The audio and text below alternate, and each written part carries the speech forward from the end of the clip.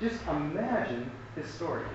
Hey, folks, I want to tell you about a new religion, a new thing. I want to tell you about this guy. His name was Jesus. And okay, so now I'm on to who your new philosophy is, who your new religion is. His name is Jesus. Okay, so what did he teach? Well, he taught about God, that he was the Son of God. Okay, the Son of God, offspring of God. We can handle that. And so where is he now? Well, he died. Oh, where did he die? Well, he died on a cross. But don't worry about that. Just know that I want you to follow this guy that died on a cross. And then what?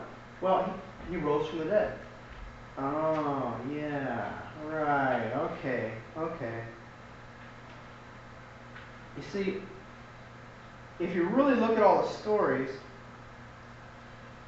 the history of the followers of Christ, there wasn't religion at that point. These were people who took not just a bunch of teachings, not just Jesus saying, this is the new religion, follow these truths, because the truths that Jesus spoke, much of them were filled with the same kind of wisdom as the other philosophers and next week we're going to look at all the similarities between Christianity and religions, but just for one of them is treat others as you would have yourself treated.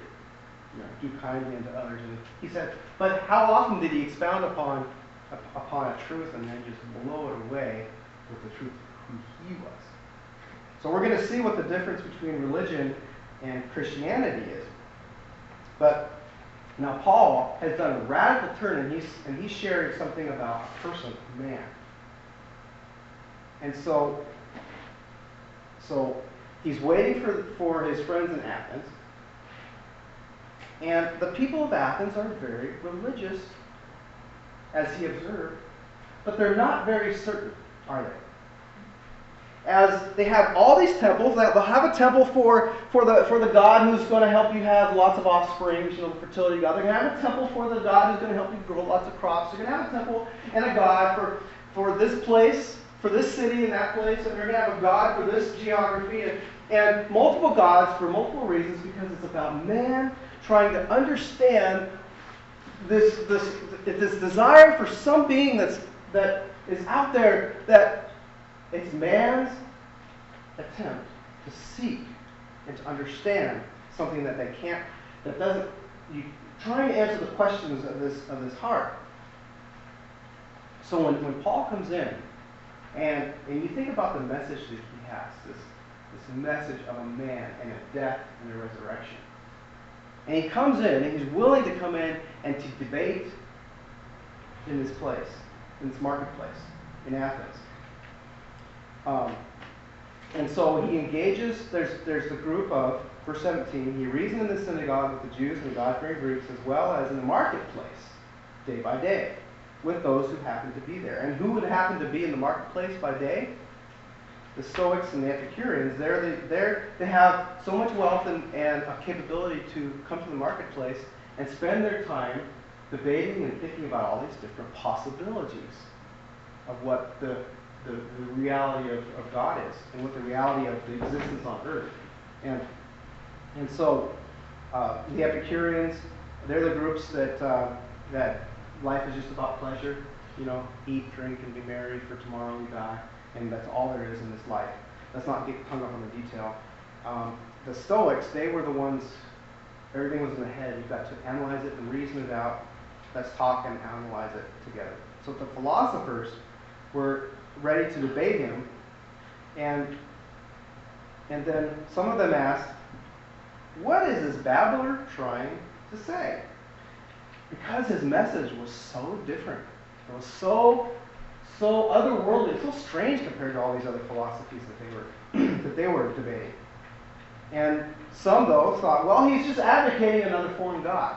Well, we'll add this god that he's talking about to the list of debatable gods, and let's consider his idea, as if they already had enough gods. Paul was advocating this other idea. Then They said this because Paul was preaching the good news about Jesus and the resurrection.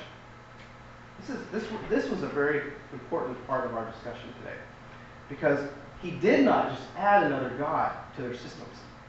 He wasn't just advocating, here's another possibility. He's saying, we're going to start all over. We're going to tell you who the one true God is and how you can know how to connect with God who wants to connect with you. And unlike religion, what he had to say to them was going to answer the questions that humanity has asked for generation after generation and continues to ask.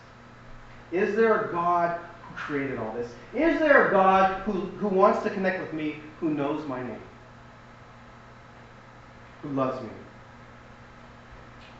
Because, you see, religiosity or religions, there's an uncertainty there. There is no way to know for sure. We're working at it, we're hoping, we're seeking, we're doing, hoping and wondering, just in case that there is a God who knows me by name. And we'll accept him when I see him face to face at the end of this life. And Paul said, no, let me tell you something different. Let me not tell you about another philosophy or another guru. Let me not tell you about another possible God out there. Let me tell you about an event. You can't argue this, because this was an event that I had to tell you about that really happened. And if you want to meet the people that are also telling about this event, they're just 1,000 miles away. They're still alive today. They saw Jesus. They're with Jesus. See how radical it was that he would take on these philosophers and religious people? Then the philosophers, or the Stoics, and they took him and brought him to a meeting of the, I always get this word, Areopagus. Can you say that? Areopagus, 5 times? So, what was the Areopagus? That was a court. And it wasn't a legal court. This was a court of people that would decide who could debate, who could share their philosophies or their religion in the marketplace. So they wanted to bring him. Hey, we've got another philosopher. We've got another religious person. Let's bring him in and see if he can be allowed to teach out here, because he's teaching something really different. Obviously, if he was teaching the same thing, he'd be allowed. So they brought Paul into this court. And they were saying, may we know what this new teaching is that you're representing. You're bringing some strange ideas to our ears, and we want to know what they mean. And Paul stood up in the meeting. And this is the powerful thing. He preaches a concise, powerful message that even that same day, followers began to follow Christ. Turn from a completely different worldview where there are many gods, possible gods, and as we'll see, we're not even sure. Men of Athens, I see in every way that you are very religious. For I walked around and looked carefully at your objects of worship. So now he's pointing to all the temples and the icons and the statues and all the things that they use to be religious and to try to connect to God. And I even found an altar with the inscription, to an unknown God. So they have all these different gods, but they have the just-in-case temple. Just in case there's a God out there that we haven't thought about or identified, or, we're going to put this altar over here, and if he comes back and, oh man, there's this God we didn't know about, we're going to say, we had thought of you. We've been worshiping you too. We didn't know who your name was for sure, but, just in case. Sounds funny to us, but like I said, the religious part of us would do the same thing. So Paul is saying to them, people of Athens, you admit that there are things that you don't know. They don't have all the knowledge of God. And that's where he starts. He starts in the gap. He starts in that gap of that seeking part that they had of having an unknown God. And he says, now what you worship as something unknown, I'm going to proclaim you. So, and he uses the word ignorance, and that sounds pretty harsh, that you're ignorant, but he's saying that what you have admitted you don't know, you're ignorant of, I want to tell you about. I want to use that to connect with you. And the amazing sermon goes like this. The God who made the world and everything in it is Lord of heaven and earth and does not live in temple made by hands. Isn't that awesome? The one God who created all this, who created you and I, So what he's saying is, your God is too small. You want to put your God in this box of worship. You want to put your God in this temple, and God is bigger than your temples and your forms of worship. And then he goes on, as if he was served by human hands and needed anything. So they would serve their God, and they would bring God food. The food would disappear. They'd bring God money, and the money would magically disappear. And they would serve him, religiously. Here's the thing. Here's the religious piece going on there. Is that it's about what I have to do to get to God. It's about what I have to give to God to receive God's acceptance and love. So as if we could give God anything, Paul says, as if we could serve him and accomplish that with human hands. Let me tell you about something. Then he goes on to verse 26. For one man made every nation of men that they should inhabit the whole earth, and he determined the times set for them and the exact places where they should live. And now he's beginning to zero in who Jesus really was. Does that ring a bell with John? In the beginning was the Word, and the Word was with God. And talking about Jesus, who created all of this. The same God who created all heavens and earth wanted to come and have a connection with you, knows your name, loves you. So this one sentence, Paul is completely dissing the Greek, Roman philosophies and religions at the time. Because he's saying there's one God. There's one connection to the God of the universe who created it all. And here's the other thing. He's saying that I'm not mad at you for seeking God. I'm not mad at you for having religions and for, quote, being ignorant and getting it wrong. You're asking all the right questions. Who is God and where is he? How do I get to him? You're seeking his face. That's exactly what God has created in you. He's created in all mankind this desire to know who created all this and who created me. And that's why, what percentage of the world is religious?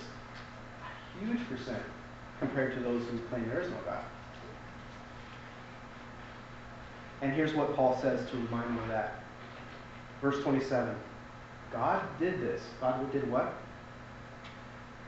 God did this thing of creating the world and allowing religion, and people are seeking him, so that men would seek him and perhaps reach out for him and find that. And that's what religion is, right? People seeking for God. 28. For in him we live and move and have our being. As some of the poets have said, we are his offspring. So he's alluding to their very own words and taking them and saying, Jesus is the fulfillment of these things you've been saying. We are his offspring. So they're saying, yeah, okay. Yeah, we get that, Jesus. We get that, Paul. There's God. He created. Okay. We thought the one God was maybe Zeus, but you're saying, okay, there's a God who created. And yeah, we believe that somehow we have been we're his offspring. In the past, God overlooked such ignorance, but now. Here's the thing, but now. So you've been seeking God, religion, it's all, but now. Now. There's been a point in history, but now, in today, in your generation, there's a new thing happening.